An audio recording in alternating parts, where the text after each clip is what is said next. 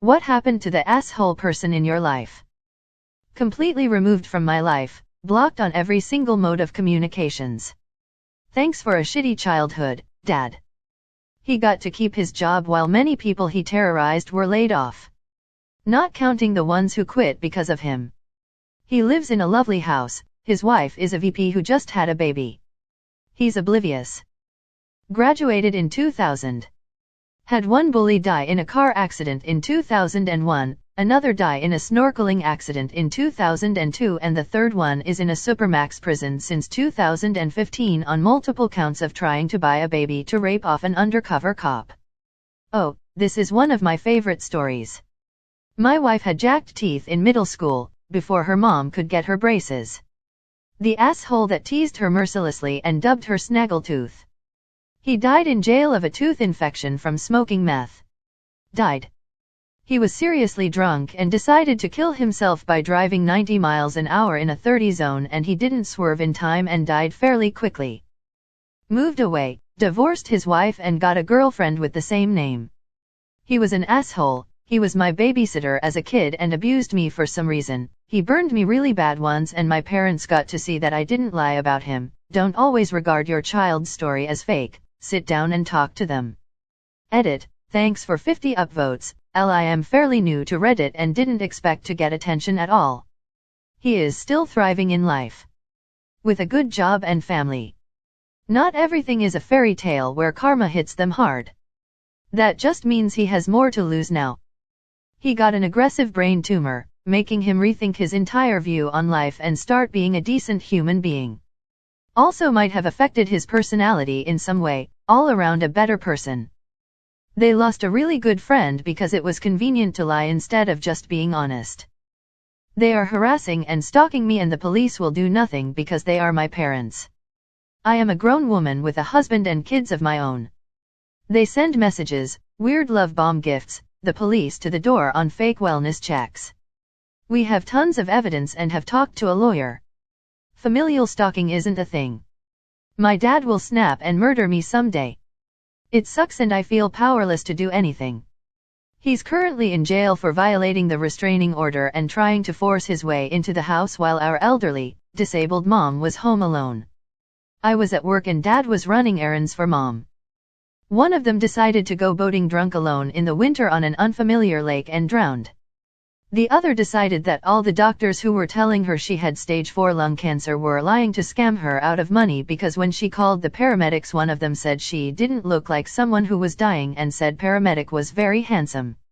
She died in denial that she was sick and her last words were yelling at the physical therapists because they weren't able to make her walk again, brain and spinal cord involvement. Now I'm an orphan. Life for my ex-stepdad seems kinda embarrassing. His wife, after my mom, who he also had an affair with while married to my mom, came out as lesbian after having 2 kids with him. And then he got rejected by my mom when trying to reconnect with her. Good riddance. Nothing bad, unfortunately. There are things about being an asshole that can serve you well in life. I'm sure they're unhappy AF, just because I have a theory that all assholes are and that's the reason they're assholes. He died 3 years after our high school graduation. I don't know how, and learning of his death was not satisfying. We were both assholes to each other, TBH. He was a Bible beater, protester at HS. Threatening people with hell and damnation. Would scream and taunt LBGQT, anti-abortion, all of that. Just an all-around dick. Graduates HS, comes out as gay in college. Says he found a church that accepts him and it's okay to be gay because God had a plan for him.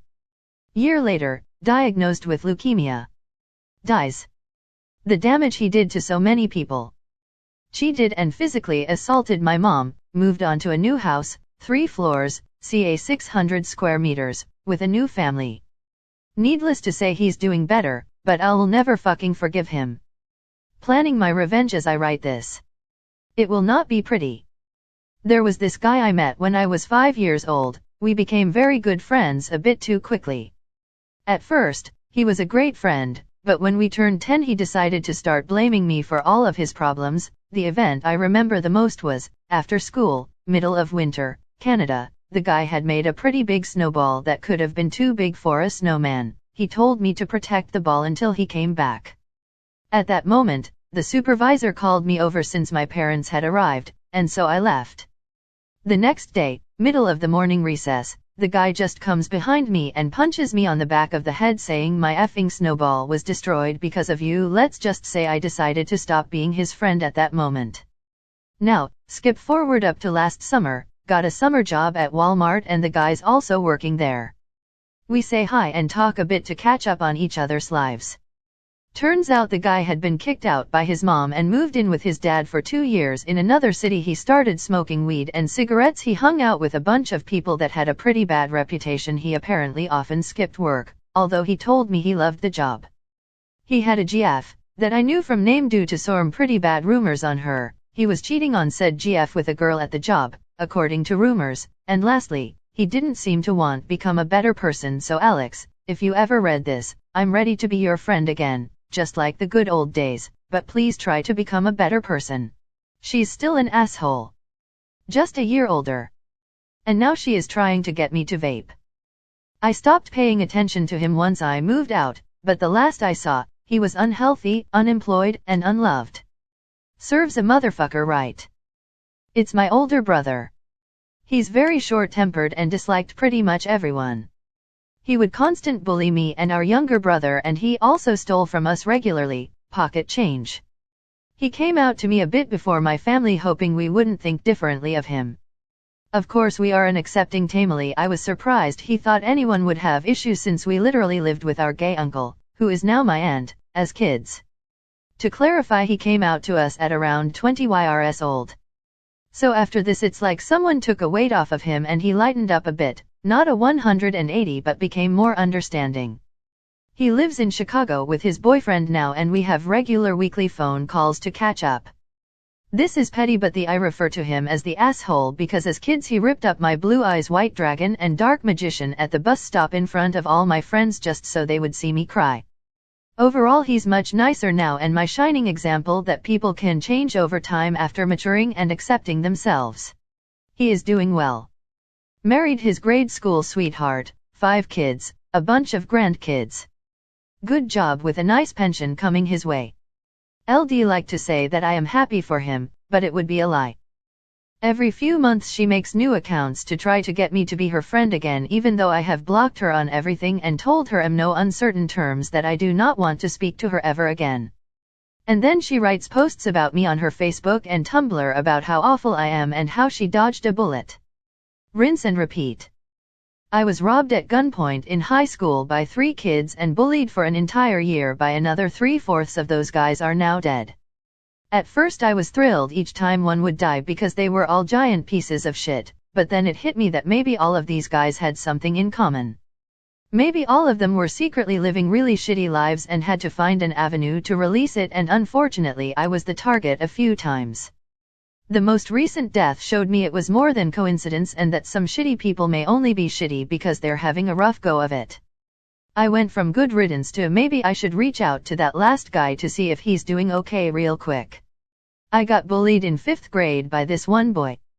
He purposefully bumped into me, knocked me over, kicked and threw things at me, and was simply an asshole. He was asked to leave the school the following year and it turned out that he liked me. I drove by his house a few years later and saw 2 police cars in the driveway. I'm not sure what he did, but it was pretty funny. One kid was racist and homophobic, nobody really liked him and he was openly a dick but never seemed to get punished. Then one day he didn't show up and being somewhat detached from his life, I didn't realize for like 2 months.